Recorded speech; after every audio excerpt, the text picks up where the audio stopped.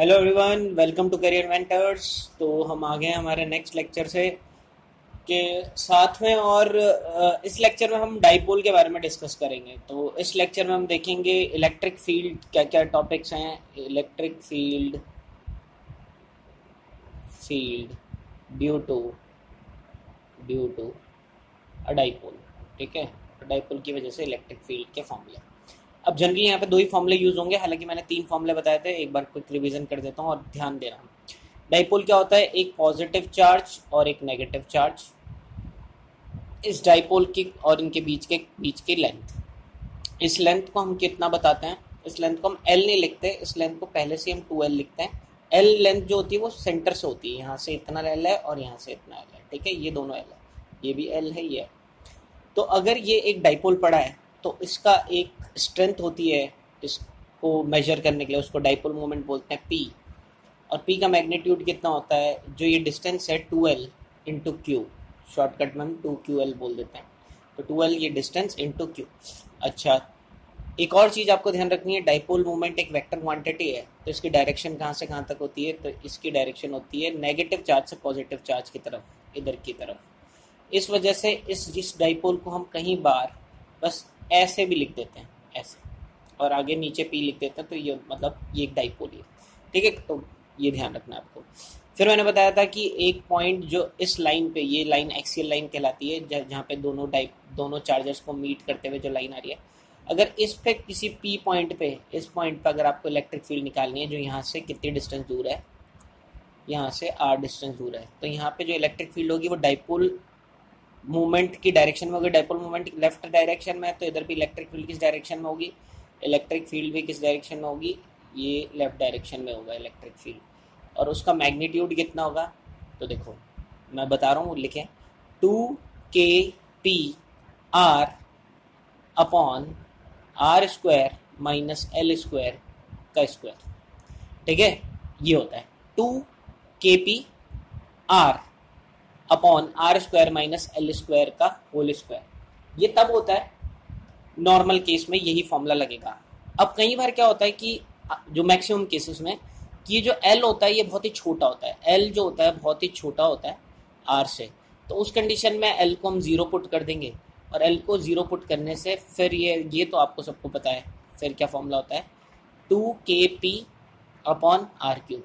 ध्यान रहे ये स्पेशल केस है, कई बार ये स्पेशल केस नहीं लगेगा। अगर ये स्पेशल केस नहीं लगेगा तो ये ऊपर वाला फॉर्मूला कैसे याद करोगे भाई? 2kp अपॉन r क्यूब तो याद है, नीचे r क्यूब मत करना, नीचे कुछ l का टर्म आएगा। अब नीचे टर्म क्या होता है? r square minus l square का होल स्क्वायर आता है। डेरिवेशन हमने किया था ये, ठीक है। और ऊपर एक r और आ जाएगा, 2kp upon r square minus l square, और ये r, तो ये याद रहेगा। चलिए, फिर इस लाइन को इक्वेटोरियल लाइन बोलते हैं।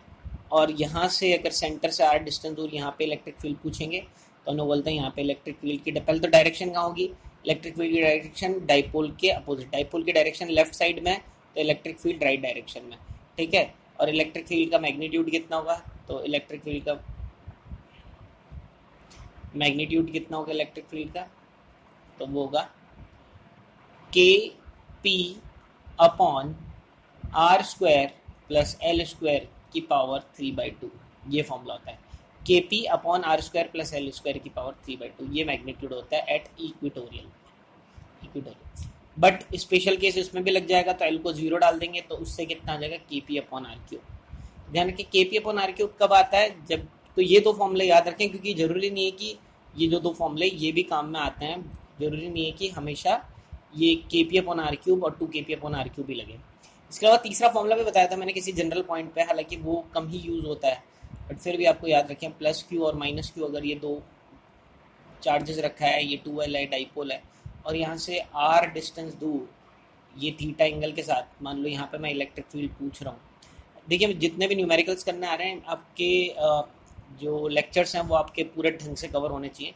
इलेक्ट्रिक फील्ड की डायरेक्शन तो यहाँ पे अभी आप बता नहीं पाओगे, बट मैग्नीट्यूड बता पाओगे। मैग्नीट्यूड का फॉर्मूला क्या होता है? kp अपॉन r क्यूब, फिर लगेगा under root 1 plus 3 cos square theta. Theta ये एंगल, ये r डिस्टेंस, ये। ठीक है, तो ये तीन फॉर्मूले थे इस पर। इसके अलावा एक और चीज़ बताई थी कि अगर एक इलेक्ट्रिक फील्ड है, सॉरी, अगर एक इलेक्ट्रिक फील्ड है, ये एक्सटर्नल इलेक्ट्रिक फील्ड है, कहीं से इलेक्ट्रिक फील्ड बनी हुई है और इस पे एक डाइपोल रखा हुआ है हमने, इस पे एक डाइपोल रखा हुआ है, ये एक डाइपोल पड़ा है यहाँ पे, ठीक है, कुछ एंगल थीटा बना रहा है, तो इस पे एक टॉर्क लगेगा और टॉर्क का फॉर्मूला क्या होता है, P क्रॉस E, ठीक है, ये बताया था। और जब वो ऐसा होता है यानी थीटा की वैल्यू 0 होती है तो मैंने बताया था स्टेबल इक्विलिब्रियम होता है, स्टेबल इक्विलिब्रियम कहलाती है। और जब वो ऐसा रहता है तो थीटा की वैल्यू कितना हो जाता है 180, तब ये अनस्टेबल इक्विलिब्रियम होता है, अनस्टेबल इक्विलिब्रियम। तो ये हमने 2 पॉइंट बताए थे। और तीसरा पॉइंट कि जब वो एंगल थीटा की वैल्यू 90 डिग्री होता है या 270 होता है, नीचे की तरफ भी होगा, ठीक है, जब भी परपेंडिकुलर होगा, ठीक है, तब टाउ क्या होता है, मैक्सिमम, तब टाउ का मैग्नीट्यूड मैक्सिमम होता है, ठीक है।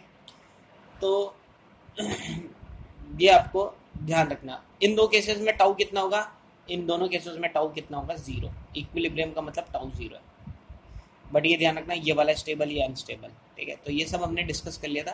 तो अब न्यूमेरिकल्स पे आ जाते हैं सीधे, चलिए स्टार्ट करते हैं। तो बोल रहा है 2 चार्जेस, ठीक है, 2 चार्जेस बोल रहा है, कौन देखते हैं, अगर कुछ क्वेश्चन यही हो जाते हैं तो फिर यही कर लेंगे। 2 चार्जेस है +5 mu coulomb and -5 mu coulomb placed at 1 mm apart, find the dipole moment. Dipole moment निकालना है। 2 चार्ज रखे हैं, एक +5 म्यू कूलम का और एक -5 म्यू कूलम का, ठीक है। और इन दोनों के बीच की डिस्टेंस यानी 2L की वैल्यू कितनी है, 1 mm। तो डाइपोल मोमेंट का वैल्यू पूछ रहा, बहुत ही सिंपल है। तो कितना होता है 2L इंटू क्यू। तो 2L कितना है, 2L है 1 mm, 1 mm मतलब 10⁻³ और ये हमारे पास क्यू कितना है 5 इंटू 10⁻⁶। तो बहुत ही सिंपल था। तो 5 इंटू 10⁻⁹ आ गया। अच्छा, यूनिट क्या होती है, ये डिस्टेंस की मीटर होती है और कूलम चार्ज की होती है, तो कूलम मीटर, ठीक है।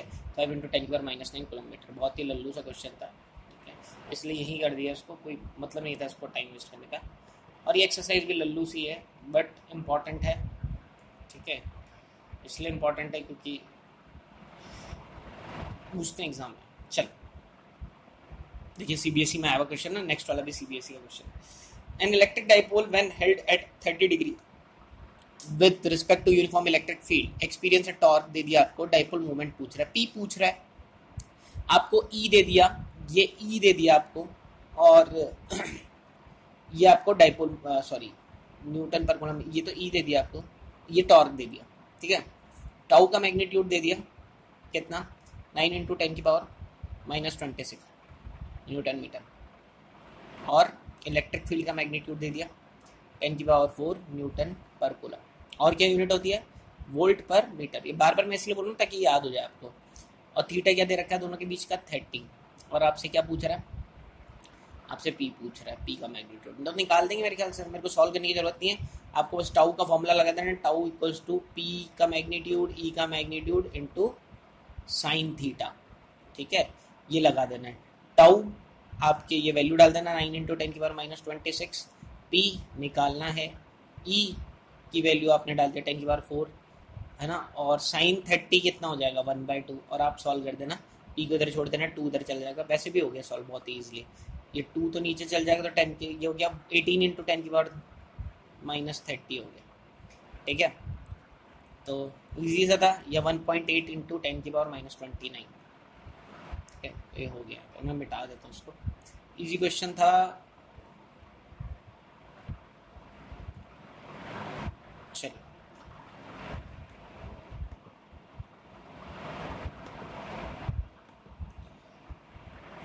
तो 18 इंटू 10⁻⁻19 आ रहा है, 29 कैसे हो गया, और 29 ही होगा, इन्होंने गलत कर रखा है। देखो 26 और -4 29 आएगा, ये गलत है यहाँ पर, ठीक है। इसको आंसर को सही कर देना, -29 होगा, ठीक है। चलिए next question. An electric dipole, आगे पता नहीं क्या है, कौन सी पता, अपोजिट चार्जेस ऑफ मैग्नीट्यूड, मतलब कॉन्स्टिट्यूट होगा, कॉन्स्टिट्यूट 2 चार्जेस अपोजिट चार्जेस हैं, क्यू की वैल्यू दे दी आपको, ठीक है। यही सॉल्व कर देता हूँ मैं क्योंकि इतनी टफ एक्सरसाइज दिख नहीं रही है मेरे को। ये आपको क्यू दे दिया और सॉल्व करने की जरूरत नहीं है मेरे को बार बार, तो ये क्यू दे दिया आपको, ठीक है, और ये सेपरेशन यानी 2L भी दे दिया, Q दे दिया, 2L दे दिया, तो आप P निकाल सकते हो, P आपके पास आ जाएगा। ठीक है, आप P निकाल लो। What is the maximum torque does the, तो टॉर्क निकालना, वो भी मैक्सिमम यानी थीटा इक्वल्स टू 90 पे आता है, यानी P और E भी, ये E दे दिया तो E भी दे रखा है, P आप निकाल लोगे, दोनों को मल्टीप्लाई कर दोगे, आंसर आ जाएगा। ठीक है, और थीटा को 90 डिग्री ले लेना है। चलिए आगे चलते हैं, इसमें टाइम वेस्ट नहीं करेंगे, ऐसे लल्लू क्वेश्चंस में अगर टाइम बच रहा है तो अच्छे क्वेश्चंस में टाइम लगेगा। कैलकुलेट हाँ, calculate electric field due to electric dipole of length 10 centimetre, यानी 2L दे दिया आपको, 10 सेंटीमीटर इलेक्ट्रिक फील्ड निकालना है, हैविंग चार्ज Q भी दे दिया आपको कितना, 1 × 10⁻⁻⁶।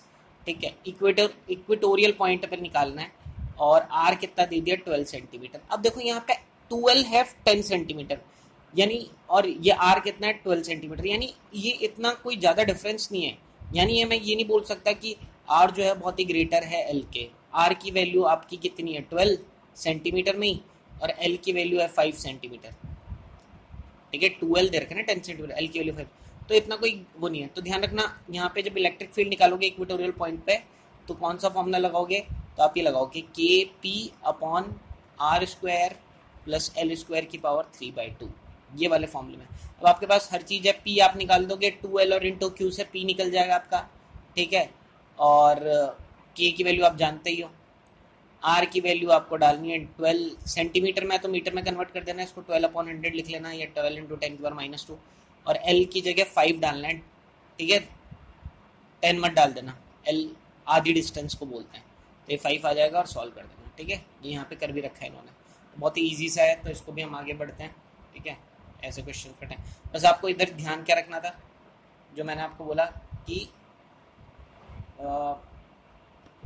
ज़्यादा डिस्टेंस नहीं है तो KP/R³ नहीं लगाना है। चलिए, 2 पॉइंट चार्जेस, फिर नया question, 2 point charges 5 mu coulomb, क्या है इनका चार्ज, क्या दे रखा है, 5 म्यू कूलम। ठीक है, यानी 5 × 10⁻⁻6। 2 पॉइंट चार्जेस हैं, अपोजिट साइन के, यानी एक डाइपोल है, आर प्लेस्ड, यानी 2L भी दे दिया, 4 सेंटीमीटर। ठीक है, calculate the electric field intensity at a point 4 centimetre distance at the mid point from the mid point, axial में निकालना है, ई एक्सियल निकालना है। ठीक है, ई एक्सियल, सॉरी इक्वेटोरियल लिख दिया मैंने, एक्सियल कर देता हूँ, ई एक्सियल निकालना है। तो ठीक है, उसका मैग्नीट्यूड निकालना है। अच्छा, ये 2L आ गया, आर कितना दे रखा है, आर भी 4 सेंटीमीटर दे रखा है, यानी इस बार भी एल और आर के बीच में ज़्यादा डिफरेंस नहीं है, तो याद रखें। फिर ई का फॉर्मूला क्या लगाओगे, तो मैंने बताया था 2KP, और साथ में आर यहाँ लगाओगे, और क्या हो जाएगा, R² - L² की पावर, यहाँ माइनस आता है, याद रखना, ये फॉर्मूला याद रखने पड़ेंगे आपको, 2KPR/R² - L, तो ये वाला फॉर्मूला लगा देंगे। हर चीज़ आपके पास मौजूद है, आप सॉल्व कर दोगे, मैं इससे ज़्यादा बता नहीं रहा आपको। ठीक है, चल नेक्स्ट क्वेश्चन करते हैं।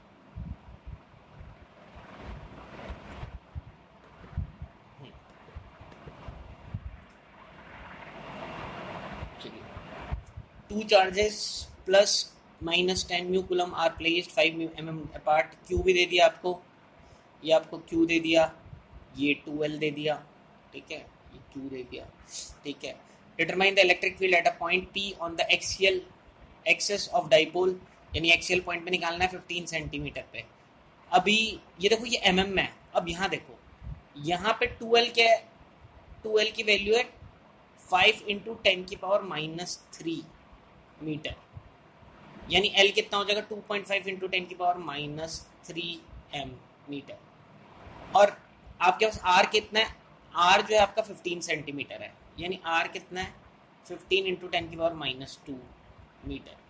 तो यहाँ पे अब R बड़ा है, यहाँ पे R इससे काफ़ी बड़ा है। ठीक है, ये तो है 0.0025, और ये कितना है, 0.15। ठीक है, ठीक है, यहाँ पे कितना, ठीक है, ये आ गया आपको, ठीक लिखा ना मैंने, और ये 3 0 लगा देंगे ना, 2 0 लगाया ना।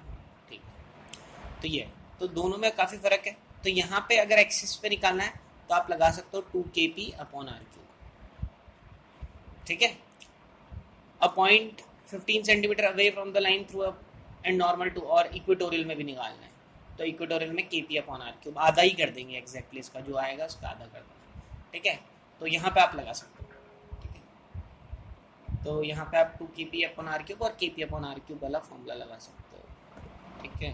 चलो इसको एक बार सॉल्व कर लें।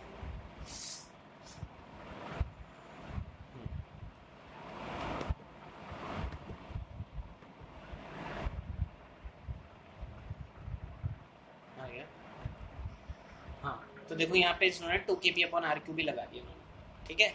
और वहाँ पे भी KP/r³ एग्जैक्टली आधा आ जाएगा ऊपर आपके पास। तो देखो जो इसका इधर आ रहा है 2.6 आ रहा है, ये 1.3 आ रहा है, और 10⁵ और यहाँ पे भी 10⁵ ही आएगा, एक जैसे ही आएगा। पता नहीं क्या गड़बड़ कर रखी है, पिछले वाले क्वेश्चन में मिस्टेक थी, तो यहाँ पे ध्यान रखें ये आधा आ जाएगा KP/r³ और 2KP/r³। चलो, a force experienced by a unit charge when placed at a distance of 0.1 meter from the middle, ठीक है, middle of an electric dipole on the axial line is इतना, when it is placed at a distance 0.2 meter the force reduced to इतना, calculate the dipole length। चलो, अब यहाँ पे क्या है, आपको डाइपोल मूवमेंट निकालना है, और दिक्कत क्या है, क्या बोल रहा है क्वेश्चन बोल रहा है ये एक डाइपोल है, ठीक है, ये P है, और बोल रहा है कि एक 1 कूलम का यूनिट चार्ज मतलब 1 कूलम का चार्ज यहाँ पे रखा हुआ है, ठीक है, एक्सियल पे। कितने डिस्टेंस दूर यहाँ से, 0.1 मीटर दूर डिस्टेंस। तो उस पर कुछ फोर्स लग रहा है। अच्छा, फोर्स कितना लगेगा, QE। फोर्स का फॉर्मूला क्या होता है, QE। तो क्या मैं E निकाल सकता हूँ क्या, E हो जाएगा क्या, F/Q। अब Q तो 1 है, Q तो दे रखा है ना 1 कूलम का, ये यहाँ पे चार्ज रखा कितना है, 1 कूलम के तो रखा था, एकदम इधर यहाँ पे 1 कूलम का 1 कूलम। तो फोर्स E के बराबर ही आ जाएगा, E और फोर्स में कोई डिफरेंस ही नहीं आएगा, यानी जितना फोर्स लग रहा है उतना ही E होगा। तो मेरे को इलेक्ट्रिक फील्ड दे रखी है इस पॉइंट पे, ठीक है, कितनी डिस्टेंस पे, 10.10 मीटर पे इलेक्ट्रिक फील्ड दे रखी है। कितनी दे रखी है, यही 0.25। अच्छा, और जब डिस्टेंस मैंने बढ़ा दी, डबल कर दिया, एग्जैक्टली इससे डबल कर दी यहाँ पे, यानी 0.2 मीटर पे, तब फोर्स कितना हो गया, तब फोर्स मेरे को दिख रहा है 0.002 न्यूटन हो गया, यानी इलेक्ट्रिक फील्ड भी इतनी हो जाएगी, ठीक है, जितना फोर्स है उतनी इलेक्ट्रिक फील्ड होगी, ठीक है। तो आपको क्या निकालना है, आपको डाइपोल मोमेंट निकालना है। अब यहाँ पे ना 2 वेरिएबल्स आप नहीं जानते, ठीक है। एक तो आप क्या नहीं जानते हो, एक तो आप नहीं जानते हो P जो आपको निकालना है, और दूसरा क्या नहीं जानते हो, आप L भी नहीं जानते हो, ठीक है। L डाइपोल मोमेंट का जो L होता है ना, वो भी नहीं जानते हो। R तो आपको गिवन है, L नहीं जानते हो। तो लगाओ 2 इक्वेशन बनेगी और सॉल्व करना है आपको यहाँ पे, ठीक है। क्या बोल रहा है, तो समझ में आ रहा है ना। देखो फर्स्ट केस 1, पहले केस में आपको क्या दे रखा है, Q तो आपको कितना दे रखा है, Q तो का तो नाम ही नहीं, P ही नहीं दे रखा आपको, P तो निकालना है, ठीक है। आपको एक तो दे रखा है क्या, L निकालना है आपको, ठीक है। P भी नहीं पता आपको तो L भी नहीं पता आपको। एक तो दे रखा है आपको R दे रखा है 0.1। जब R 0.1 है तो E की वैल्यू कितनी है, E की वैल्यू है आपकी, भूल गया, E की वैल्यू कितनी है, 0.025। ये ऐसे कैसे आ गया, ध्यान रखना, E का फॉर्मूला होता है F/Q। Q दे रखा है आपको, जो चार्ज रखा हुआ है ना, वो कितना कूलम का रखा है, 1 कूलम का। तो F/1 क्या हो जाएगा, तो जो F की वैल्यू है वही E की वैल्यू है, ठीक है। तो इक्वेशन क्या बन जाएगी, तो इक्वेशन बन जाएगी E का फॉर्मूला क्या होता है एक्सियल पॉइंट पे, 2KPR/R² माइनस L² की पावर का स्क्वायर, ठीक है। अब E की जगह आप डाल दोगे 0.025, ठीक है, 2 की जगह 2 आ गया, P की जगह P आ गया, इसकी जगह 10 की पावर 9 आ गया, R की जगह कितना है 0.1 आ गया, यहाँ 0.1 का स्क्वायर हो गया, और यहाँ पे L का स्क्वायर हो गया। तो एक इक्वेशन तो ये होगा, ठीक है, एक इक्वेशन आपके पास ये होगी। और दूसरी इक्वेशन क्या बनेगी, यहाँ पे E की जगह आपको क्या चेंज कर देना है, E की जगह आपका आ जाएगा नेक्स्ट 0.002, यहाँ पे तो आ जाएगा 0.002, ठीक है। आर की जगह आपको क्या डाल देना, आर की जगह 0.2 और 0.2, ठीक है, इसको यहाँ पे। तो ये दूसरी इक्वेशन आ जाएगी। देखो यहाँ पे ये फर्स्ट इक्वेशन बन गई आपके पास ये, ठीक है, फर्स्ट इक्वेशन, और ये सेकंड इक्वेशन आ गई आपके पास, ठीक है। अब आपके पास दो वेरिएबल है, एक तो ये एल को यहाँ इन्होंने ए लिखा हुआ है, ए हो गया, एल निकालना है, और दूसरा क्या निकालना है आपको, पी, ठीक है। चलें,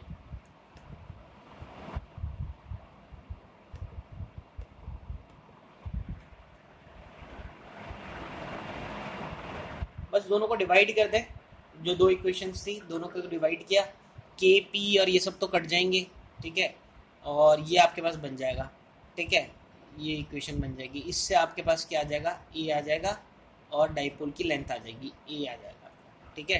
डाइपोल जो दो चार्जेस हैं उनके बीच की लेंथ आ जाएगी, ये इक्वेशन बन जाएगी, और ये सॉल्व करें, ठीक है। तो इजी एक्सरसाइज थी डाइपोल से रिलेटेड।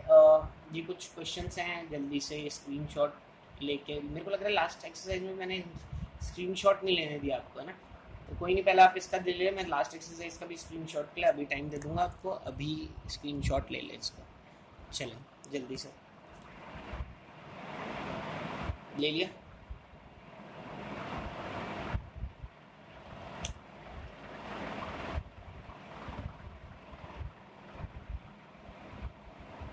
चलिए 7 क्वेश्चन हो गए,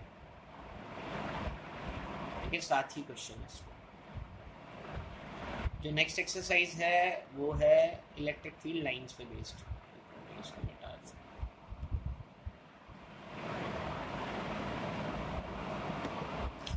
मेरे ख्याल से आज इतना ही रखते हैं, पहली बार कोई एक्सरसाइज हमारी जल्दी ख़त्म हो गई है, ठीक है, या इस पे बेस्ड है अपनी, क्या बोलते हैं, फ्लक्स पे, फ्लक्स और गॉस थ्योरम पे।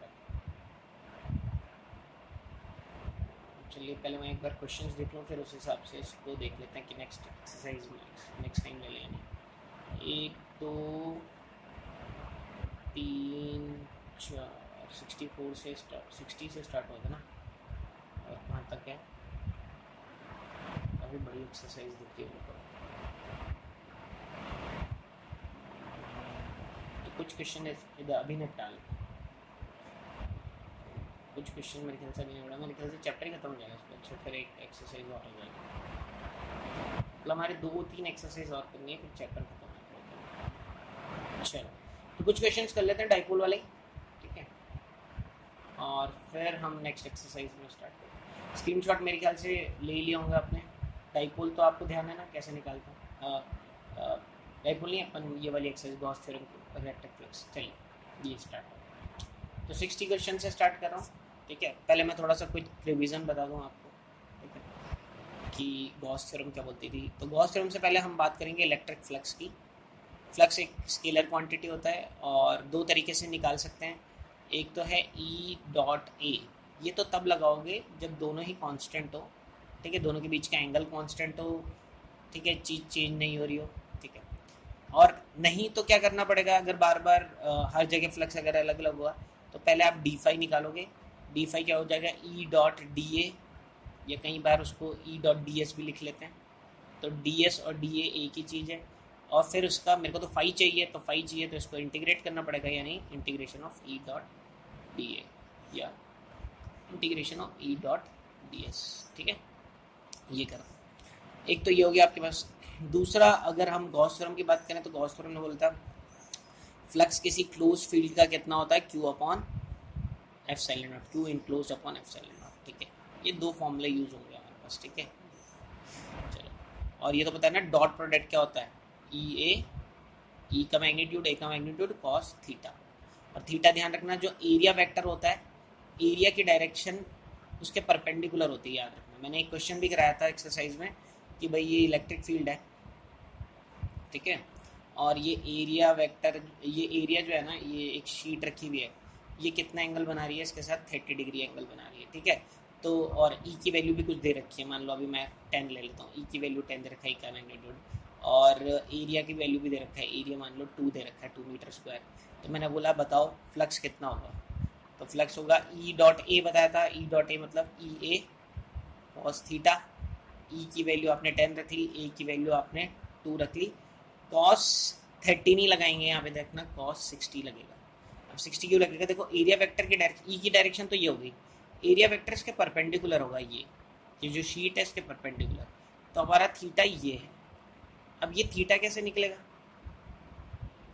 ठीक है, क्योंकि ये पूरा एंगल कितना है यहाँ से यहाँ तक, ये पूरा है 90, और उसमें से इतना सा पोर्शन, ये वाला पोर्शन कितना है 30, तो बचा हुआ पोर्शन कितना होगा 60, तो थीटा कितना हो गया 60। आप 60 डाल दोगे तो क्वेश्चन हो जाएगा, ठीक है। चलिए तो एक्सरसाइज में करते हैं। तो पहले आपको इस क्वेश्चन में क्या दे दिया, आपको ये ई दे दिया, आपको ये आपको ई दे दिया, ठीक है। इलेक्ट्रिक फील्ड एक वेक्टर क्वांटिटी होती है, तो ई कितना है 6i cap plus 3j cap plus 4k cap, ये आपको ई दे दिया।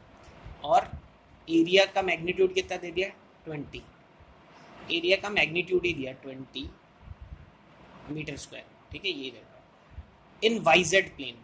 अगर वाईजेड प्लेन है, वाईजेड प्लेन समझ में आ रहा है, ये हो गया x, ये हो गई x एक्सिस, ठीक है, ये हो गई आपकी y एक्सिस, ठीक है, और ये ऊपर की तरफ ये y एक्सिस, और ये हो गई आपकी z एक्सिस, ये हो गई आपकी z एक्सिस। तो ये जो एरिया है वो वाईजेड प्लेन, इस प्लेन में है, इधर ऐसे पड़ा, ठीक है। अभी वाईजेड प्लेन में तो इसकी डायरेक्शन क्या होगी, इस डायरेक्शन में होगा ना, परपेंडिकुलर क्या होगा वाईजेड के परपेंडिकुलर क्या होगा ये, यानी ये x डायरेक्शन में, एरिया वेक्टर किस डायरेक्शन में है। तो अगर ये मैग्नीट्यूड तो मैंने लिख दिया इसका, ठीक है, मैग्नीट्यूड तो मैंने इसका लिख दिया, बट मैं पूछूं कि भाई विद डायरेक्शन लिखूंगा तो क्या ये आई कैप नहीं हो जाएगा, समझ में आ रहा है क्या, आई कैप क्यों, क्योंकि एक्स डायरेक्शन वाईजेड प्लेन में पड़ा है कितने मीटर का 20 मीटर स्क्वायर का। तो बताओ क्या होगा, तो फ्लक्स निकालना होगा मेरे ख्याल से, फ्लक्स ही निकालना ना, कैलकुलेट द फ्लक्स। फ्लक्स होता है ई डॉट ए, और डॉट प्रोडक्ट तो निकालना आता ना भाई, 6i cap plus 3j cap plus 4k cap, ठीक है, इसको डॉट लेना है मुझे किससे 20i कैप। तो डॉट प्रोडक्ट का याद रखें, पहले भी बताया था, डॉट प्रोडक्ट i वाला सिर्फ i से मल्टीप्लाई होगा, j वाला j से मल्टीप्लाई होता है, और k वाला k से मल्टीप्लाई होता है, बट j और k वाले तो है ही नहीं टर्म्स, तो सिर्फ i वाला i से मल्टीप्लाई होगा, यानी 6 × 20 कितना हो गया 120, तो आंसर कितना हो जाएगा 120। अब फ्लक्स की यूनिट क्या होगी, इलेक्ट्रिक फील्ड की यूनिट क्या होती है न्यूटन पर कूलम मीटर स्क्वायर, तो ठीक है ये आंसर आ गया, तो 120 आंसर आ गया। तो इजी क्वेश्चन था, ठीक है। चलिए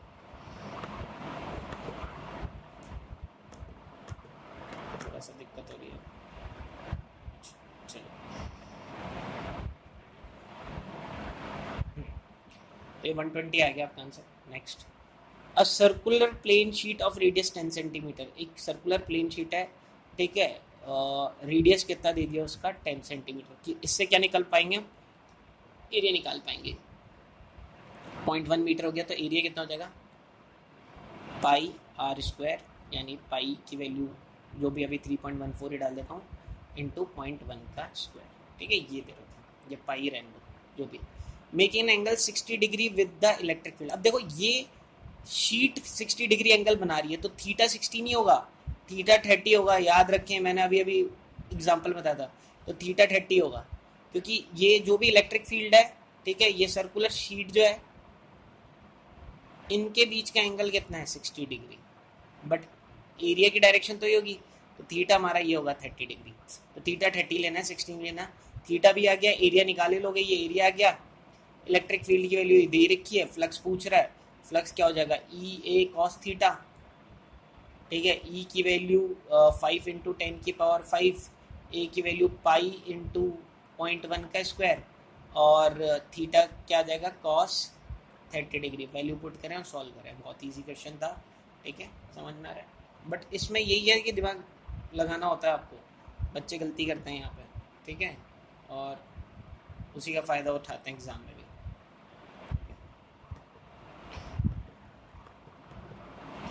चलिए देखो 30 डिग्री थीटा लिया है इन्होंने, चलो ये क्वेश्चन करता हूँ। तो ऑलमोस्ट लेक्चर आधे घंटे का हो गया, तो मैं 2 क्वेश्चन और कर लेते हैं, ये 65 से कल नेक्स्ट क्लास में कर लेंगे, ठीक है। तो 62, 63 और 64 ये 3 कर लेते हैं, ठीक है, ये वाले इधर तक जो है, फिर उसके आगे कर लेंगे। चलिए हाँ, a cylinder is placed in a uniform electric field E with axis parallel to the field, चलो axis parallel to the field, ये इलेक्ट्रिक फील्ड देखिए इस डायरेक्शन में, ठीक है, इस डायरेक्शन में इलेक्ट्रिक फील्ड दिख रही है राइट डायरेक्शन में, और ये एक सिलेंडर बना हुआ है, ठीक है। अब मेरे को बताओ सिलेंडर के पास कितनी सरफेस है टोटल, एक ये वाली सरफेस फ्लैट सरफेस, एक ये फ्लैट सरफेस और एक ये कर्व्ड सरफेस। क्या कर्व्ड सरफेस कुछ इलेक्ट्रिक फ्लक्स बनाएगा? नहीं बनाएगा। क्यों? क्योंकि देखो ये एक छोटा सा ds यहाँ पे लिया, ds और e के बीच का एंगल कितना है 90 डिग्री, और cos 90 कितना होता है 0। और वैसे भी समझ में आ रहा है कि लाइन्स अगर यूँ जा रही है तो इसमें से कोई लाइन्स नहीं जाएगी, ठीक है। आपको प्रूफ करना है कि टोटल फ्लक्स इसमें से क्या होगा 0। अब ये 0 क्यों होगा? सिंपल सी चीज़ है, देखो ई की डायरेक्शन इस वाले सरफेस में देखें, ई की डायरेक्शन ये हो गई, ds की डायरेक्शन भी क्या होगी परपेंडिकुलर ये हो गई, यानी थीटा कितना हो गया यहाँ पे 0 डिग्री। तो यहाँ पे फ्लक्स कितना हो जाएगा, इधर जो फ्लक्स आएगा देखो इधर इस फ्लक्स को मैंने φ3 बोल दिया, इस फ्लक्स को φ2 बोल दिया, तो φ2 कितना हो जाएगा, φ2 हो जाएगा ई, जो भी ई है मैग्नीट्यूड जो भी होगा ई का, ठीक है। यूनिफॉर्म है ना हर जगह, देखो यूनिफॉर्म इलेक्ट्रिक फील्ड का है, यानी ई की वैल्यू हर जगह कांस्टेंट है, यहाँ पे ई वही रहेगा, यहाँ पे भी ई वही रहेगा, यहाँ पे तो ई इंटू ए, मान लो इसका क्रॉस सेक्शन का एरिया ए है, तो ई ए और cos 0 कितना होता है, cos 0 होता है 1, यानी ई ए आ गया, ई इंटू ए आ गया, ये हो गया φ2। φ3 देखो, φ1 देखो, φ1 क्या होगा, देखो एरिया की डायरेक्शन क्या होगी, सरफेस के परपेंडिकुलर बाहर की तरफ निकलती हुई, हमेशा सरफेस से बाहर, अंदर नहीं लेंगे, हमेशा सरफेस से बाहर। यहाँ पे भी ऊपर लिया ना, अंदर थोड़ी लिया, परपेंडिकुलर तो ये भी होता है, ये नहीं लेना है बाहर निकलते हुए, यहाँ पे परपेंडिकुलर अंदर वाला नहीं लेना है, बाहर वाला, यहाँ पे भी बाहर वाला, सरफेस से बाहर वाला। और इलेक्ट्रिक फील्ड हो गई, यानी थीटा कितना हो गया, थीटा हो गया 180 डिग्री, तो थीटा 180 डिग्री हो गया, तो फ्लक्स क्या हो जाएगा ई इंटू ए। अच्छा इसका एरिया भी वही ए होगा ना जितना इसका एरिया, दोनों का एरिया सेम है, और इलेक्ट्रिक फील्ड तो यूनिफॉर्म है तो एक जैसी होगी, तो ई ए इंटू cos 180, cos 180 कितना होता है -1, यानी माइनस ई ए, तो φ1 आया माइनस ई ए, φ3 आया आपका 0 और φ2 आया प्लस ई ए, तो फाई नेट कितना हो जाएगा, फाई नेट हो जाएगा φ1 प्लस φ2 प्लस φ3, स्केलर क्वांटिटी बस नॉर्मल ऐड कर दो, ठीक है। तो φ1 आ गया माइनस ई ए, ठीक है, φ2 आ गया 0 और φ3 आ गया ई ए, ठीक है। तो ये इसको खत्म कर देगा यानी 0, और यही प्रूफ करना था, ठीक है, समझ में आ गया। लल्लू सा क्वेश्चन था, बिल्कुल चिंटू क्वेश्चन, तो आगे चलते हैं।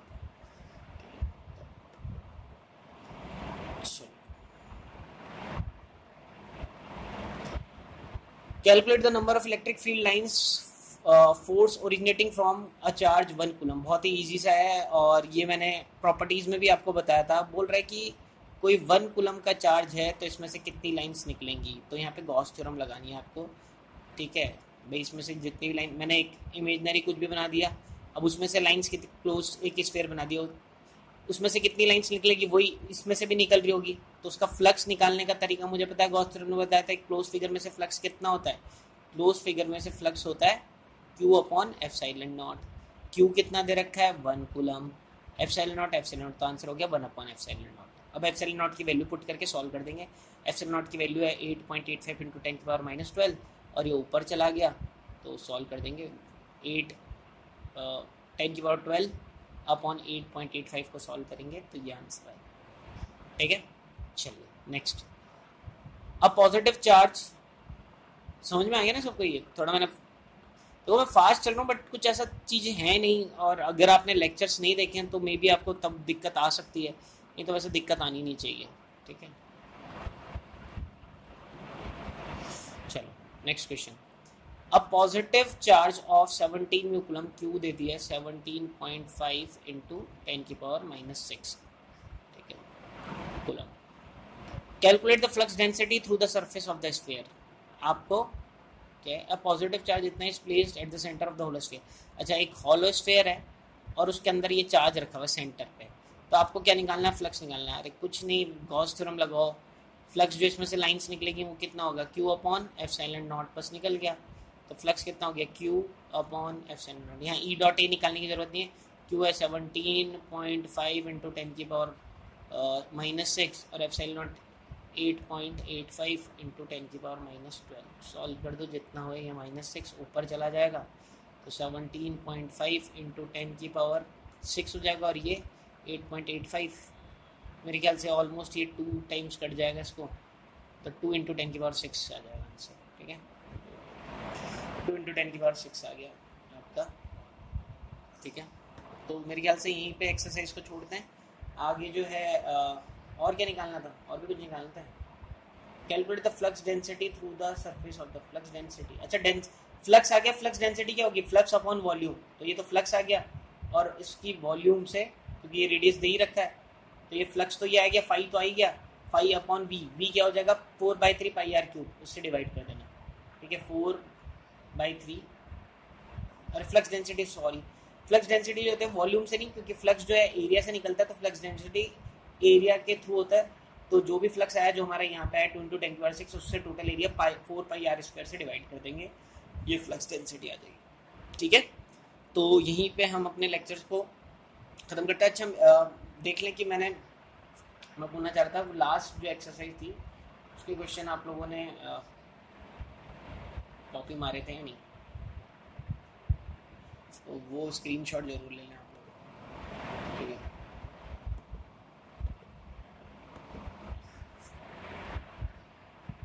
यहाँ थी, ये देखिए, तो एक बार जल्दी से ले लें। 1 to 5 का स्क्रीनशॉट मेरे ख्याल से हो गया होगा। अब 6 to 8, हालांकि 8 क्वेश्चन तो मैंने कराई दिया था, 6 और 7 हो ही गया होगा, फिर भी 8 का ये यहाँ नहीं, आगे आ जाएगा। ये 8 का डायग्राम आ गया, तो 8 का डायग्राम हो गया। 9th क्वेश्चन उतार लें, 9th क्वेश्चन तक, ठीक है। 9th आ गया होगा, 10th आ गया होगा, और ये 11th। मैं बार बार इससे क्यों करा रहा हूँ, बोर्ड में क्यों नहीं करा रहा है, एक तो टाइम बचता है, नहीं तो मुझे क्वेश्चन उतारने पड़ते हैं, और मुझे भी लिखने में जोर आता है, एफिशिएंसी मेरी कम आती है, ठीक है, क्योंकि मैं उतारूंगा। आप लोगों को तो उतारने पड़ेंगे, देखो आप लोग तो लेक्चर्स में जितने क्वेश्चन उतारोगे उतने ही ज़रूरी है, ठीक है। और बुक पढ़ी है तो फिर तो कोई दिक्कत ही नहीं है अगर आपके पास, ठीक है। अब ये क्वेश्चन करें, और हाँ, उसकी एक्सरसाइज तो कॉपी कर ली ना आपने, डाइपोल वाली मैंने करवा दी थी ना, शायद भूल क्यों रहा। ये डाइपोल वाली एक्सरसाइज ये 1 to 3 मेरे ख्याल से करा दी थी, 4 to 6 और ये 7 क्वेश्चन में मुझे याद आ रहा है, कुछ ऐसा बोला तो था मैंने। तो ये क्वेश्चन, ये एक्सरसाइज जल्दी से कंप्लीट करें, और फिर डाइपोल हम फ्लक्स की कर रहे हैं, और चैप्टर कंप्लीट होने वाला है। मे बी इस आपके पास संडे तक का टाइम है सारे न्यूमेरिकल और जितनी भी थ्योरी कवर करने के लिए, जल्दी से कवर कर लें। मंडे से हम नया चैप्टर स्टार्ट कर देंगे, इलेक्ट्रिक पोटेंशियल, और आज अभी 13 तारीख हो रही है, अभी 14 तारीख, हाँ 13 तारीख हो रही है आज। तो आप ये मान के चलें कि अभी जो है इस मंथ पे पोटेंशियल को ख़त्म करने की कोशिश करेंगे, इलेक्ट्रिक पोटेंशियल को, ठीक है। तो कैपेसिटर समेत मेरे ख्याल से 7 तारीख तक कंप्लीट कर देंगे, 7 जून तक, और फिर इलेक्ट्रिक करंट तक हमारा कोर्स कंप्लीट हो जाएगा, मतलब जून में। जुलाई से जो है हम स्टार्ट करेंगे मैग्नेटिक, ठीक है। तो जुलाई से मैग्नेटिक करेंगे, और हम बहुत सारा कोर्स करें। अच्छा, इसके अलावा जो मैं इलेक्ट्रिक पोटेंशियल तो मैं साथ में कराता रहूँगा, अलग से जैसे ये मैं एक्सरसाइज कर रहा हूँ, ऐसे मैं अरिहंत की प्रीवियस ईयर क्वेश्चंस की भी एक्सरसाइज कराऊंगा। तो वो एक्सरसाइज और हम करेंगे वहीं पे, उसको और करना वो मस्ट है, वो करना ज़रूरी है। वैसे तो प्रैक्टिस पहले आप लोगों ने करनी है, बट ठीक है, वो मैं सॉल्व कर देता हूँ, वो आप लोगों के लिए बेस्ट रहेगा। तो मिलते हैं नेक्स्ट क्लास में। Okay, thank you.